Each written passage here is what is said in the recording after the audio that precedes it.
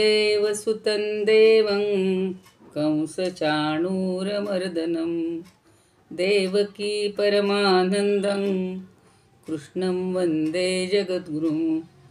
गुरुर्ब्रह्मा गुरुर्विष्णुः गुरुर्देवो महेश्वरः गुरुः साक्षात् परब्रह्म तस्मै श्रीगुरवे नमः।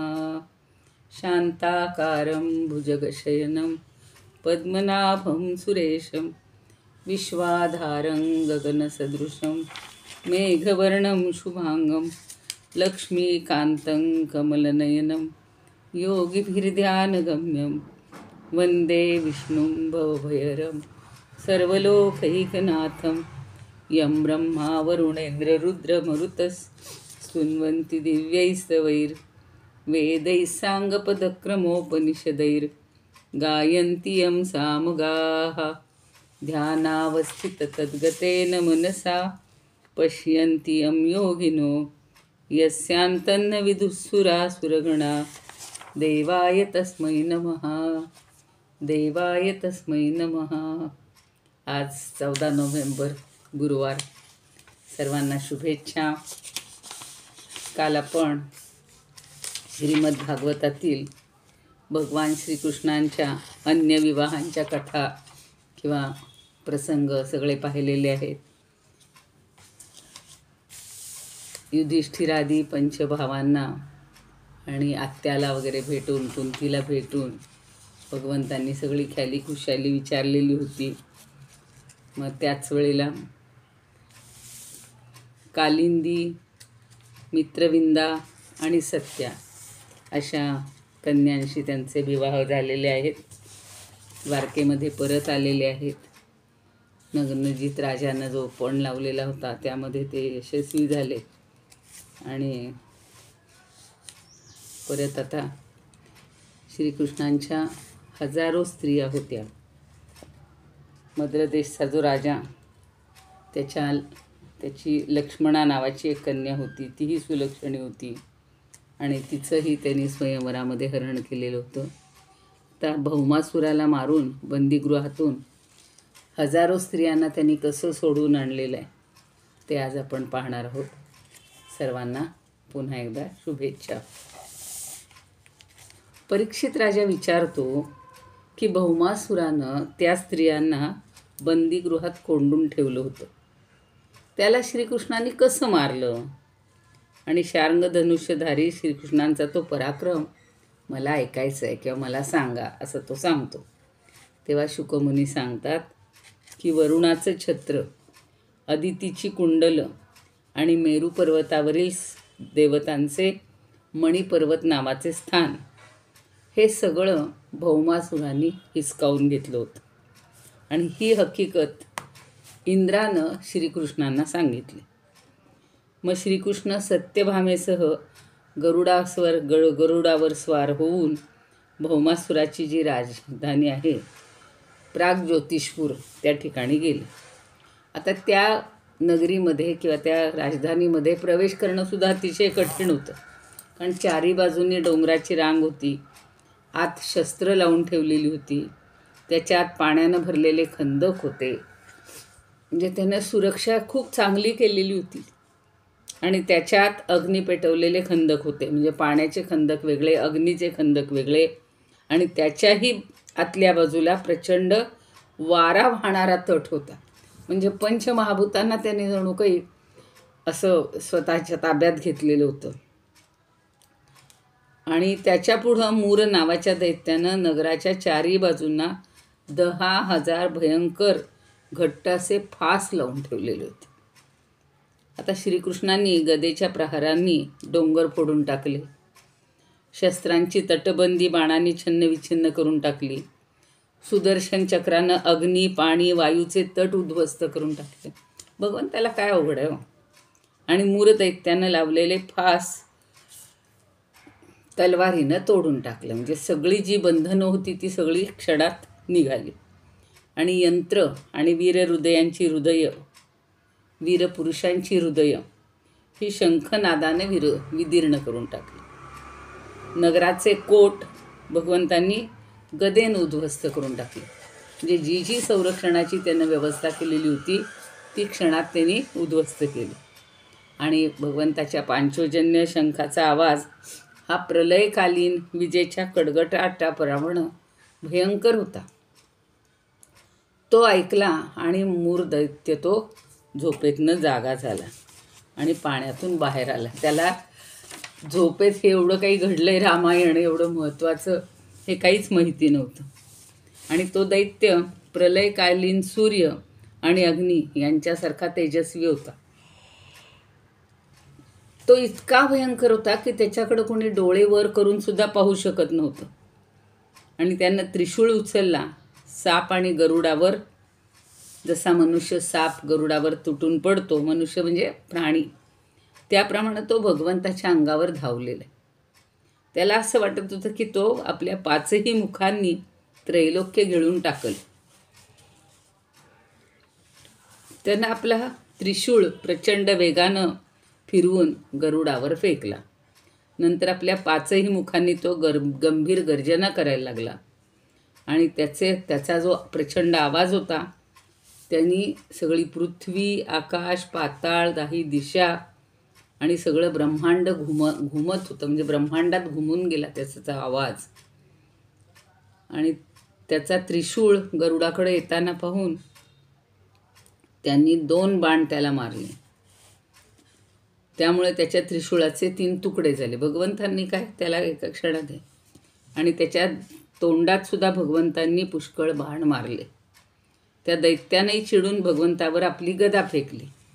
आता हे सगळं प्रकारचं युद्धाची वर्णनं फार म्हणजे आपल्याला आता कळत नाही, पण जर डोळ्यासमोर असं चित्र आणलं तर लक्षात येईल की किती भयंकर एकाबरोबर युद्ध करणं होतं. आणि भगवंतांनी आपल्या गदेच्या प्रहारानं दैत्याच्या गदेचा आपल्यापर्यंत येण्यापूर्वीच चुरा करून टाकला.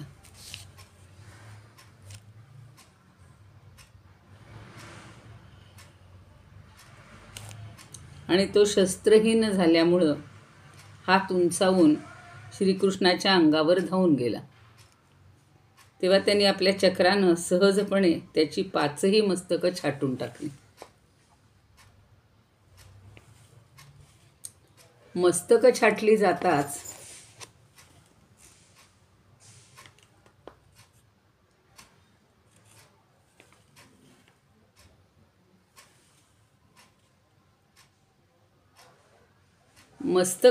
जाताच त्या दैत्याचं प्राणोत्क्रमण झालं. रुपाली, तुमचा ऑडिओ बंद झाला आहे. हो हो हो, सगळं फिरत होतं आत्ता गरागरा.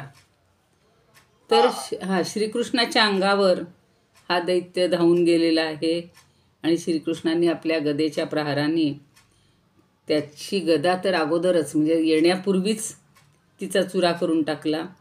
मग तो शस्त्रहीन झाला आणि मग त्यानं आपले हात उंचावून श्रीकृष्णाच्या अंगावर तो धावून गेला. तेव्हा भगवंतांनी चक्रानं सहजपणे त्याची 5ही मस्तकं ही छाटून टाकली. म्हणजे आजपर्यंत आपल्याला रावणाला 10 मुखं आहेत हे माहिती होतं, पण हा मूर राक्षस पंचमुखी होता हे आत्ता समजते. आणि मग त्याची मस्तकं छाटली आणि त्याचं प्राणोत्क्रमण होऊन झालं. म्हणजे जसं इंद्राच्या वज्रानं शिखर तोडलेला एखादा पर्वत समुद्रात कोसळतो तसा तो दैत्य पाण्यात पडला. ताम्र, अंतरिक्ष, श्रवण, विभावसू, वसू, नभस्वान आणि अरुण असे मूर दैत्याचे 7 पुत्र होते. पुन्हा एकदा बघा, ताम्र, अंतरिक्ष, श्रवण, विभावसू, वसू, नभस्वान आणि अरुण असे 7 पुत्र होते. आपल्या पित्याच्या मृत्यूने ते अत्यंत शोकाकुल झाले आणि बदला घेण्यासाठी क्रोधयुक्त नजरेनं शस्त्रास्त्रांनी ते सुसज्ज झाले.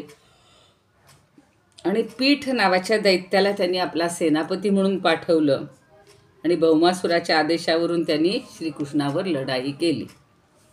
चढाई केली. म्हणजे चढून हे झालेत, तिथपर्यंत पोहोचलेत. मग आता क्रोधानं त्यांनी भगवान श्रीकृष्णांवर, आता जसं पित्यानं सगळे पराक्रम केले तसं हेही करतायत. बाण, खड्ग, गदा, शक्ती, तोमर, त्रिशूळ, रुष्टी नावाचं एक हे आहे, हत्यार आहे, शस्त्र आहे. तर या सगळ्या शस्त्रांचा वर्षाव केला. आता भगवंताची शक्ती अमोघ आहे, ती काही अशी संपणारी नाही आहे. त्यामुळे त्यांनी आपल्या बाणांनी त्यांच्या शस्त्रास्त्राचं तीळ तीळ तीळ तुकडे करून टाकले. म्हणजे 7ही मुलांवर त्यांनी आघात केलेला आहे. मग भगवंतांनी तो सेनापती पीठ इत्यादी होता त्या दैत्यांची मस्तकं, मांड्या, हात पाय, कवच तोडून त्यांना यमसदनाला पाठवलं. आता नरकासुरानं जेव्हा हे पाहिलं की भगवान श्रीकृष्णाच्या चक्र आणि बाणांनी आपल्या सेनापतींचा संहार झालेला आहे, तेव्हा त्याचा क्रोध अनावर झाला आणि समुद्रातून उत्पन्न झालेल्या आणि मध पाझरणाऱ्या उन्मत्त हत्तींची सेना घेऊन तो नगराच्या बाहेर आला. त्यानं पाहिलं की सूर्याच्या वर विजेसह पावसाळ्यातील काळा मेघ जसा शोभून दिसतो तसा हा भगवंत श्रीकृष्ण आपल्या पत्नीसह आकाशात गरुडावर बसलेला आहे. हे पहिलंच युद्ध मला तरी दिसतंय की लक्ष्मीसह तो गरुडावर बसून आलेला आहे. आणि भौमासुरानं स्वतः भगवंतावर शतघ्नी नावाची शक्ती फेकली. त्याच्या सगळ्या सैनिकांनी सुद्धा त्याच्यावर आपापली शस्त्रास्त्र सोडलेली आहेत. आता शुकदेव सांगतायत परीक्षिताला की भौमासुराच्या सैनिकांनी भगवंतावर जी शस्त्रास्त्र चालवलेली होती त्यापैकी प्रत्येक भगवंतांनी 3-3 तीक्ष्ण बाणांनी तोडून टाकलं. आणि श्रीकृष्ण जसा ज्या गरुडावर बसलेले होते तो आपल्या पंखांनी हत्तींना मारत होता. म्हणजे गरुडसुद्धा त्यांचा तेवढाच ताकदवान होता. आणि चोचीनं, नखांनी त्यांनी हत्तींना घायाळ केलं. तेव्हा ते सगळे घाबरून रणांगण सोडून नगरामध्ये घुसले. आता तिथे एकटा भौमासूर लढत होता. गरुडाच्या मारानं घायाळ होऊन आपली सेना पळून लागलेली पाहून त्याच्यावर वज्राला सुद्धा निष्प्रभ करणारी अशी शक्ती त्यांनी फेकलेली आहे. आणि तिच्या मारानं गरुड जरासुद्धा विचलित झाला नाही. फुलांच्या माळेच्या प्रहारानं हत्तीला जसं काही होत नाही तसा तो गरुड अगदी अविचल राहिला. आणि सगळे प्रयत्न निष्फळ झालेले पाहून श्रीकृष्णाला मारण्यासाठी त्यांनी त्रिशूळ घेतलेला आहे. पण तो त्यानं फेकण्यापूर्वीच श्रीकृष्णांनी तीक्ष्ण धारेच्या चक्रानं हत्तीवर बसलेल्या भौमासुराचं मस्तक उडवलेलं आहे. एक राक्षसाला कसं त्यांनी निष्प्रभ करून टाकलं. त्याचे कुंडल, सुंदर किरीटांनी झगमटणारे मस्तक सगळं जमिनीवर पाडलं. ते पाहून भौमासुराने हाय हाय हाय असं म्हणजे त्याचे संबंधी जे होते ते सगळे हाय हाय हाय म्हणायला लागले. आणि सगळे ऋषी मात्र वाह वाह वाह वाह म्हणून भगवंताची स्तुती करत पुष्पवृष्टी करू लागले. आता पृथ्वी भगवंताकडे आलेली आहे आणि तिनं भगवान श्रीकृष्णांच्या गळ्यामध्ये वैजयंती माळ आणि वनमाळा घालून अदितीची तापलेल्या सोन्याप्रमाणे चमकणारी रत्नकुंडलं भगवंताला दिलेली आहेत.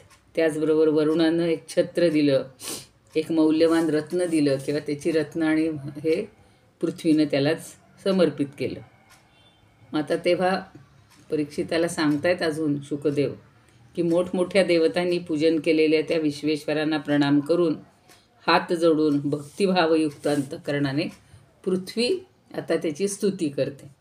मी म्हणलं तसं प्रत्येक अध्यायामध्ये, प्रत्येक सर्गामध्ये आणि प्रत्येक प्रसंगामध्ये भगवंताची कोणी ना कोणीतरी छान स्तुती केलेली आहे.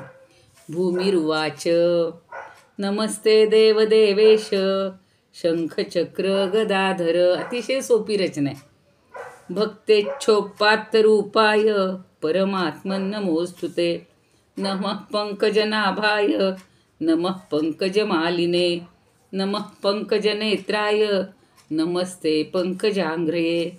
नमो भगवते तुभ्यं वासुदेवाय विष्णवे पुरुषायादिबीजाय पूर्णबोधाय ते नमः. अजाय जनयित्रेस्य ब्रह्मणेऽनन्तशक्तये परावरात्मन् भूतात्मन् परमात्मन् नमोस्तुते. त्वं वै सिसृक्षु रज उत्कटं प्रभो तमो निरोधाय बिभर्षसवृतः स्थानाय सत्वं जगतो जगत्पते. कालप्रधानं पुरुषो भवान् परः अहं पयो रथानि लोनभो मात्राणि देवा मन इंद्रियाणि कर्ता महानित्यखिलं चराचरं त्वय्यद्वितीये भगवन्नवं भ्रमः. अशा प्रकारे अजून एक आहे ओळ. तस्यात्मजोऽयं तव पादपङ्कजं विहितः प्रपन्नार्तिहरोपसादितः ततः पालयेनं कुरु हस्तपङ्कजं शिरस्य मुष्याखिलकल्मषापहं. जरा जास्त स्तुती केलेली आहे, थोडक्यात आपण समजून घेऊया. किती म्हणते, शंखचक्रा चक्रधारी देवदेवेश्वरा, मी आपणास नमस्कार करत आहे. साक्षात पृथ्वीनं त्यांना वंदन केले आणि हे आपण भक्तांच्या इच्छा पूर्ण करण्यासाठी त्यानुसारच आपलं रूप प्रगट करता आपल्याला मी नमस्कार करते. आपल्या नाभीतून कमळ निर्माण झालं आणि कमळांची माळ आपण गळ्यात घालता. आपले नेत्र कमळासारखे असून चरणही कमळासारखे सुकुमार आहेत. आपणास मी पुन्हा पुन्हा वारंवार नमस्कार करते. आपलं सर्व ऐश्वर्य, धर्म, यश, संपत्ती, ज्ञान आणि वैराग्याचे आपण हे आहात, आश्रय आहात. आपण सर्व व्यापक असूनही स्वतः वसुदेव पुत्राच्या रूपानं प्रगट झाला आहात. मी आपणास पुन्हा पुन्हा नमस्कार करते आणि आपण सर्व कारणांचेही परमकारण आदी पुरुष आहात. आपण स्वतः पूर्ण ज्ञानस्वरूप आहात. मी आपल्याला नमस्कार करते. आपण स्वतः जन्मरहित असून या जगाचे जन्मदाता आहात आणि आपणच अनंत शक्तीचं आश्रय ब्रह्म आहात. जगाचं जे काही कार्यकारण रूप आहे, जे चराचर आहे, ते सगळं आपलंच स्वरूप आहे. हे परमात्मन, आपल्या चरणांना माझा पुन्हा पुन्हा नमस्कार असो. आपण जेव्हा जग उत्पन्न करू इच्छिता तेव्हा उत्कट रजोगुणाचा, जेव्हा प्रलय करू इच्छिता तेव्हा तमोगुणाचा आणि जेव्हा पालन करायचे त्यावेळेला सत्वगुणाचा स्वीकार करता. पण या तिन्ही गुणांनी आपण झाकले जात नाही, कारण भगवंत गुणातीत आहे. आपण स्वतःची प्रकृती, पुरुष आणि काळ आहात, तसेच या तिन्हींच्या पलीकडील आहात. हे भगवन, मी पृथ्वी, जल, अग्नी, वायू, आकाश, पंचतन्मात्रा, मन, इंद्रिय आणि त्यांच्या अधिष्ठात्री देवता, अहंकार आणि महत्त्व असे हे संपूर्ण चराचर जग आपल्या अद्वितीय स्वरूपामध्ये भ्रमामुळेच पाहत आहे. म्हणजे हे सगळं अज्ञानानं हे सगळं जग खरं वाटतं. हे शरणागत भयभंजना प्रभो, माझा पुत्र असलेल्या भौमासुराचा हा भगदत्त नावाचा पुत्र भयभीत झाला आहे. मी याला आपल्या चरणकमलाजवळ घेऊन आली आहे. प्रभो, आपण याचं रक्षण करावं. भूमीवरून भौमासुर, हे आत्ता लक्षात येते की त्या भौमासुराचा जो पुत्र आहे त्याचं रक्षण करण्यासाठी भूमी किंवा पृथ्वी ही त्याच्याकडं आलेली आहे आणि आपण याचं रक्षण करावं. मी साऱ्या जगाचं, म्हणजे आपण कसे आहात तर साऱ्या जगाचं पाप ताप नष्ट करणारे आहात आणि ते करकमळ याच्या मस्तकावर ठेवावे. मग ते शुकदेव म्हणतायत की पृथ्वीने एवढं भक्तिभावानं विनम्र होऊन भगवंताची अशी स्तुती केल्यानंतर, प्रार्थना केल्यावर भगवंतांनी भगदत्ताला, म्हणजे त्या भौमासुराच्या पुत्राला अभयदान दिलं आणि सर्व प्रकारच्या संपत्तीनं संपन्न अशा भौमासुराच्या राजवाड्यात प्रवेश केला. तिथे गेल्यावर त्यांनी पाहिलं की भौमासुरानं, म्हणजे भौमासुर राजानं जिंकून, अनेक राजांना जिंकून त्यांच्या 16,000 राजकुमारी तिथे आणून ठेवलेल्या होत्या. आणि अंतपुरात आलेल्या नरश्रेष्ठ भगवान श्रीकृष्णांना जेव्हा या राजकुमारींनी पाहिलं तेव्हा त्या अत्यंत मोहित झाल्या आणि त्यांनी आपल्या भाग्यानंच आपल्याला मिळवून दिलेल्या त्यांना मनोमन प्रियतम पती म्हणून स्वीकारलेलं आहे, निवडलं आहे, वरलं आहे. आता सर्वसामान्यांमध्ये असा गोड गैरसमज म्हणू किंवा दुराग्रह, असा चुकीचा समज पसरलेला आहे, अपसमज म्हणू, की भगवंतांनी 16,000 स्त्रियांशी लग्न केलं आणि तरी स्वतःला ब्रह्मचारी म्हणत होते. पण त्याच्यामागची ही सगळी भूमिका जर समजली की इतक्या जणींना त्या भौमासुरानं आपल्या याच्यामध्ये कैद केलेलं होतं. त्या कुमारिका होत्या सगळ्या आणि जेव्हा भगवंत त्या ठिकाणी आले तेव्हा त्यांनी आपणहून त्याला मनोमन वरलेलं आहे आणि प्रत्येकीनं आपापल्या मनातला भाव हाच व्यक्त केला आहे किंवा प्रगट केला आहे की श्रीकृष्णच आपले पती व्हावेत आणि विधात्यानं ही आपली अभिलाषा पूर्ण करावी. आणि म्हणून त्यांनी आपलं हृदय भगवंताला अर्पण केलं. मग त्यांनी काय केलं श्रीकृष्णांनी, तर सुंदर सुंदर वस्त्र परिधान करवून पालख्यात बसवून त्या सगळ्यांना द्वारकेत पाठवलेलं आहे. आणि त्यांच्याबरोबर पुष्कळ धन रथ घोडे अमाप संपत्तीही पाठवली. त्याची इतकी संपत्ती होती. शिवाय चांगले चांगले हत्ती, 64 हत्ती, ऐरावताच्या वंशात जन्मलेले वेगवान 4 दातांचे शुभ्र असे 64 हत्तीसुद्धा भगवंतांनी द्वारकेला पाठवले. आणि मग अमरावतीतील इंद्रभवनात ते गेलेत. देवराज इंद्रानं पत्नी इंद्राणीसह सत्यभामा आणि श्रीकृष्णाची पूजा केली. तेव्हा भगवंतांनी अदितीची कुंडलं तिला दिली. आता त्यांचा तिकडे सन्मान केलेला आहे. तिथून परत येताना सत्यभामेच्या सांगण्यावरून श्रीकृष्णांनी तिथला पारिजातक वृक्ष उपटून गरुडावर ठेवला. तेव्हा विरोध करणाऱ्या इंद्रासह सर्व देवांना जिंकलं आणि ते द्वारकेला घेऊन आले. कारण पारिजात हा स्वर्गातनं इकडं आणलेला आहे आणि ते काही स्वर्गातल्या इंद्रादींना पटलेलं नव्हतं, पण सत्यभामेच्या इच्छेसाठी आणले. मग आता त्यांनी आणल्यानंतर त्या तिच्या बागेमध्ये, सत्यभामेच्या बागेमध्ये तो लावला. आपण सुद्धा रोज बघा आपल्या दारांमध्ये पारिजात वृक्ष लावलेला असतो. गेले 4 महिने 5 महिने इतका त्याचा सडा पडतो की पारिजातासारखं फुलांचं अमाप काय म्हणू आपण संपत्ती ही दुसऱ्या कुठल्याच वृक्षामध्ये नसते. आणि तिच्या बागेची सगळी शोभाच अतिशय वाढली त्या वृक्षाबरोबर. कारण सुगंध पण आहे त्याला, मध पण आहे. त्यामुळं तिथे लोभी भ्रमरसुद्धा स्वर्गातून द्वारकेत आले होते. कारण ते फुलांबरोबर भ्रमरांनी कुठे राहायचं, तेही आले. आता इंद्राला जेव्हा आपलं काम साधायचं होतं तेव्हा त्यानं मस्तक लववून मुकुटाच्या टोकांनी भगवान श्रीकृष्णाच्या चरणांना स्पर्श केला आणि त्याच्याकडून साह्याची भीक मागितली होती. पण काम झालं की त्यांनी त्या श्रीकृष्णाची लढाई केली आणि देवांच्या मूर्खपणाचा आणि वैभवाच्या मस्तीचा धिक्कार असो असं कवी म्हणतायत किंवा शुकदेव म्हणतायत. अविनाशी भगवान श्रीकृष्णांनी एकाच मुहूर्तावर निरनिराळ्या भवनांमध्ये वेगवेगळी रूपं धारण करून एकाच वेळी सर्व राजकुमारींचं शास्त्रोक्त विधीनं पाणी ग्रहण केलं. त्याच्यामध्ये त्यांना संरक्षण देणं, त्यांचं रक्षण करणं, त्यांची काळजी घेणं हाच महत्त्वाचा उद्देश आहे. आणि प्रत्येक महालामध्ये दिव्य अशी सामग्री भरलेली होती. त्यांच्याबरोबरीची जगात कुठंही अशी असणार नाही. मग अधिक त्यांच्यापेक्षा अधिक तर कुठंच काही असणार नाही. सगळ्या महालांमध्ये राहून अतर्क्य लीला करणारे भगवान आत्मानंदात मग्न असूनही लक्ष्मीच्या अंशरूप अशा त्या पत्नींबरोबर जसा एखादा सामान्य गृहस्थाश्रमी राहतो त्याप्रमाणे राहून गृहस्थ धर्माप्रमाणे आचरण करीत त्या ठिकाणी रमत होते. आता परीक्षिताला शुकदेव सांगतायत की ब्रह्मदेवादिकांना सुद्धा ज्यांना प्राप्त करून घेण्याचा उपाय माहीत नाही त्याच रमारमणांना म्हणजे श्रीकृष्णांना त्या स्त्रियांनी पतीच्या रूपात प्राप्त करून घेतलं. नित्य त्यांचं प्रेम आणि आनंदाची वृद्धी होत होती.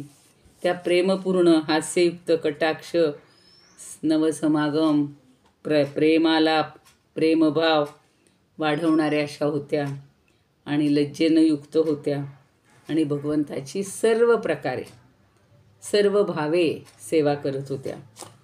आणि पत्न्यांच्या बरोबर सेवा करण्यासाठी शेकडो दासीही तिथं राहत असायच्या. तरीसुद्धा जेव्हा त्यांच्या महालात भगवान येत असत तेव्हा त्या स्वतः पुढे होऊन आदरानं त्यांना घेऊन येत, श्रेष्ठ आसनावर बसवीत, उत्तम सामग्रीने त्यांची पूजा करत, चरणकमल धूत, विडा करून देत, पाय चेपून थकवा दूर करायच्या, पंख्यानं वारा घालायच्या, चंदन इत्यादी लावायच्या, फुलांचे हार घालायच्या, केस विंचरायच्या, झोपवायच्या. सगळी सेवा त्यांनी इतकी छान केलेली आहे स्नान घालायच्या आणि सगळ्या प्रकारचे नवनवीन प्रकारचे पदार्थ करून त्यांना भोजन द्यायच्या आणि अशा रीतीनं स्वतःच्या हाताने त्यांनी भगवंताची सेवा केलेली आहे. आता हे सगळं अतर्क्य आहे. एक पुढे असा प्रसंग आहे, पुढे येईल तो, की नारदांना आश्चर्य वाटतं की एकाच वेळेला या 16,000 ज्या पत्नी झालेल्या आहेत, तर तिथे हे कसे व्यवहार करत असतील, कसे राहत असतील, त्याला फार ते आश्चर्य वाटतं. तो भाग थोडा पुढे आहे, तो आपण नंतर बघूया. आता इथे सत्यभामेला घेऊन ह्या मूर वगैरे राक्षसाला मारलं, ह्या भौमासुराला चित केलं, सगळ्या त्या राजकुमारींना संरक्षण दिलं, त्यांचं पाणी ग्रहण केलं, हा सगळा भाग झालेला आहे. आता रुक्मिणीचं काय, रुक्मिणीची थोडीशी वार्ता पुढच्या एका सर्गामध्ये सांगितलेली आहे. शुकाचार्य सांगतात की जगद्गुरू श्रीकृष्ण एके दिवशी रुक्मिणी देवीच्या पलंगावर आरामात बसले होते. आता सगळ्या या वेगवेगळ्या पत्नी, वेगवेगळी नावं आपण पाहिलेली आहेत आणि प्रत्येकीला त्यांनी समाधान दिलेलं आहे, कोणाला असं दुःखी ठेवलेलं नाही. तर एकदा ही भीष्मक नंदिनी रुक्मिणी आपल्या सख्यांसह पतीची सेवा करत असते, पंख्यानं वारा घालत असते. आता जे परमेश्वर आहेत, सगळ्या जगाची निर्मिती करतायत, पालन करतायत, प्रलय करतायत, तेच यदुकुलात अवतीर्ण झालेले आहेत आणि स्वतःच निर्माण केलेलं सगळं आहे त्यांनी. तर तिला, रुक्मिणीला सगळं आश्चर्य वाटतंय. तिचंही अंतःपुर अतिशय सुंदर होतं, मोत्यांच्या लडी लावलेले होते, छत होती, रत्नांचे दिवे झगमगत होते. प्रत्येक ठिकाणचं ऐश्वर पाहण्याजोगं आणि ऐकण्यात म्हणजे विचार करण्याजोगं आहे. जाईच्या माळा, भ्रमरांचे थवे त्या फुलांवर गुंजारव करत होते. झरोक्यांच्या जाळीतून चंद्राची शुभ्र किरणं आत येत होती. म्हणजे निसर्गरम्य सगळं वातावरण आहे. आणि उपवनातील पारिजातकाचा सुगंध येऊन बगीच्यात वारा वाहत होता. आपल्याला माहिती आहे की सत्यभामेच्या अंगणात तो पारिजात लावलेला होता, पण त्याची सगळी फुलं हिच्या दारात पडायची, म्हणजे हिच्या अंगणात पडायची आणि सगळा सुगंध इकडं पसरला जायचा. शिवाय त्या महालात दुधाच्या फेसाप्रमाणे शुभ्र बिछाना होता. पांढऱ्या रंगाचं पण महत्त्व फार सांगितलेलं आहे. आणि त्याच्यावर हे आनंदाने विराजमान झालेले त्रैलोक्याचे स्वामी, त्यांची सेवा ही रुक्मिणी करत होती. आता रत्नाची दांडी असलेल्या चौरी सखीच्या हातातून रुक्मिणीनं घेतली आणि ती स्वतः वारा घालत होती, भगवंताची सेवा करत होती. आता सगळंच म्हणजे असं वर्णन डोळ्यासमोर उभं राहतं बघा, की तिच्या अंगठी बांगड्या असलेल्या हातात चौरी शोभायची, पायात रत्नजडीत पैंजणं रुणझुण करत होती. पदराच्या आड लपलेल्या तिच्या सगळ्या अवयवांना केशराच्या लालीमुळं आणि गळ्यातील मोत्यांच्या हारामुळं सगळी शोभा आलेली होती आणि कमरेवर कमरपट्टा चमकत होता आणि अशी ती भगवंताची सेवा करत होती. आता भगवंताचं वर्णन तर काय किती वेळा आलेलं आहे की कुरळे केस, कुंडल, गळ्यातील सुवर्णाचे हार यांनी शोभणाऱ्या अशा तिच्या मुखचंद्रावरून हास्यरूप चांदण्याचा अमृत वर्षाव जणू काही होत होता. ती साक्षात एकनिष्ठ लक्ष्मीच होती. तिनं लीलेनं भगवंतांना अनुरूप असं मनुष्यरूप धारण केलं होतं आणि तिला पाहून प्रसन्न झालेल्या श्रीकृष्णांनी हसत हसत म्हटले की अगं राजकुमारी, ज्यांच्याजवळ लोकपालांच्यासारखं ऐश्वर होतं, जे मोठे प्रभावशाली आणि श्रीमंत होते, ज्यांच्याजवळ सौंदर्य, औदार्य, जे ताकदीमध्येही श्रेष्ठ होते, असामान्य होते, असे राजे तुझी इच्छा करत होते. तुझे वडील आणि भाऊ यांनीसुद्धा त्यांना शब्द दिलेला होता आणि जे कामोन्मत्त होऊन तुझे याचक बनले होते, त्या शिशुपाल इत्यादींना सोडून तुझ्या तोडीच्या नसलेल्या मला तू का वरलंस? अजून त्या दोघांमधला तसा संवाद पुन्हा आणल्यापासून कधी झालेला नव्हता. किंवा ते म्हणतात की हे सुंदरी, जरासंध इत्यादी राजांच्या भीतीनं आम्ही समुद्रात वस्ती केली, बलवानांशी आम्ही वैर धरलं, जवळजवळ राजसिंहासनही आम्हाला मिळण्यासारखं नाही, पण आमचा मार्ग कोणता हे सुद्धा लोकांना माहीत नाही. लौकिक व्यवहार सोडून वागणारे आम्ही, स्त्रियांना खूपही न करणाऱ्या, पुरुषांना वरणाऱ्या, म्हणजे खुश न करणाऱ्या स्त्रियांना खुश न करणाऱ्या, पुरुषांना वरणाऱ्या स्त्रियांना बहुधा दुःखच भोगावं लागतं, असं एक जनरल विधान त्यांनी केलं. तर आम्ही जवळजवळ काही न बाळगणारे, आमच्याजवळ काय, आम्ही तर तसे कफल्लक आहोत, अशाच लोकांवर आम्ही प्रेम करतो. आणि त्यामुळं धनवान लोक बहुधा आमच्या वाऱ्याला सुद्धा राहत नाहीत. म्हणजे जे गरीब आहेत हे त्यांच्यावर आम्ही जास्ती प्रेम करतो. ज्यांच्या धन, कुळ, ऐश्वर, सौंदर्य आणि प्रताप या गोष्टी सारख्या असतात त्यांचेच परस्पर विवाह होतात, मैत्री होते. श्रेष्ठ कनिष्ठांचे कधी होत नाहीत. तेव्हा हे विदर्भ राजकुमारी, दूरदर्शीपणा नसल्यामुळं तू या गोष्टींचा विचार केला नाहीस. भिक्षुकांकडून माझी खोटी प्रशंसा ऐकून माझ्यासारख्या गुणहीनाला तू वरलंस. जरा तिला चाचपून पाहतोय, तिची थोडीशी परीक्षा पाहतोय, आणि अजूनही तू आपल्याला अनुरूप अशा श्रेष्ठ क्षत्रियाशी विवाहबद्ध हो. आता बघा, विवाह करून आणले, स्वतःच तिला घेऊन आलेले आहेत, हरण करून आणले, आणि आता तिला असं म्हणतायत. त्यामुळं तुझ्या इह परलोकातील आकांक्षा पूर्ण होऊ शकतील, कारण मी काही तुझ्या ज्या तुला इच्छा असतील, आकांक्षा असतील त्या पूर्ण करू शकत नाही आहे. आणि तुला माहिती आहे की शिशुपाल, शाल्व, जरासंध, दंतवक्त्र, तुझा भाऊ रुक्मी हे सगळे माझा द्वेष करतायत, आणि सामर्थ्यानं मदांध झालेल्या, गर्विष्ठ झालेल्या त्या दुष्टांचा गर्व नाहीसा करण्यासाठीच मी तुझं अपहरण करून आणले. खरोखर देह, घरदार याविषयी उदासीन आम्ही आहोत. आम्हाला कशाची आशा नाही आहे. स्त्री, संतान, धन याची आम्हाला आकांक्षा नाही. आम्ही निष्क्रिय आहोत, दिव्यासारखे साक्षीदार आहोत. आम्ही आमच्या आत्म्याच्या साक्षात्कारानंच पूर्ण काम आहोत. आता सगळं असं सांगितल्यावर ती रुक्मिणी काय म्हणते बघूया. म्हणजे रुक्मिणीला यांना सर्वाधिक, म्हणजे तिला वाटतं की श्रीकृष्ण आपल्यापासून कधीच दूर जात नसल्यामुळं रुक्मिणीला आपणच यांना सर्वाधिक प्रिय आहोत असा जो एक गर्व झालेला होता, तो गर्व नाहीसा करण्यासाठी भगवंत तिला असे बोललेले आहेत. कारण तिला त्यावेळेला वाटतं ना की मी इतकी श्रेष्ठ आहे, सुंदर आहे, आणि मला योग्य असे हेच पती आहेत, पण मी सुंदर आहे हा जो गर्व होता तो घालवण्यासाठी कधीही न बोललेले, प्रियतम आजपर्यंत कधी बोलले नव्हते असे अप्रिय बोल जेव्हा रुक्मिणीनं ऐकले, आता तू दुसऱ्याशी विवाह कर म्हटल्यानंतर मलाही जरा हे अप्रस्तुत वाटते. पण तेव्हा ती अत्यंत घाबरून गेली. तिचं हृदय धडधडायला लागलं, आणि चिंतेच्या अथांग सागरात ती गटांगळ्या खाऊ लागली, आणि शेवटी रडायला लागली, आणि तिच्या तोंडून शब्द फुटेना. सगळ्या भावना, म्हणजे व्यथा, भय, शोकामुळं तिची विचारशक्ती लोप पावली, आणि वियोगाच्या शंकेनं ती इतकी दुबळी झाली की तिच्या मनगटावरच्या बांगड्या लगेच ओघळायला लागल्या, हातातली चवरी गळून पडायला लागली, बुद्धी व्याकुळ झाली, आणि तिला एकाएकी घेरी यायला लागली. मग वाऱ्यानं केळ उन्मळून पडावी तशी केस विस्कटून ती जमिनीवर कोसळली. आता हा एक वेगळा प्रसंग आपल्याला अनुभवायला मिळतोय. श्रीकृष्णांच्या लक्षात आलं, तेव्हा त्यांच्या लक्षात आलं की हिला हा विनोद समजलेला नाही, आणि तिनं अत्यंत माझ्यावरच्या प्रेमामुळे तिची अशी व्याकुळ अवस्था झाली आहे.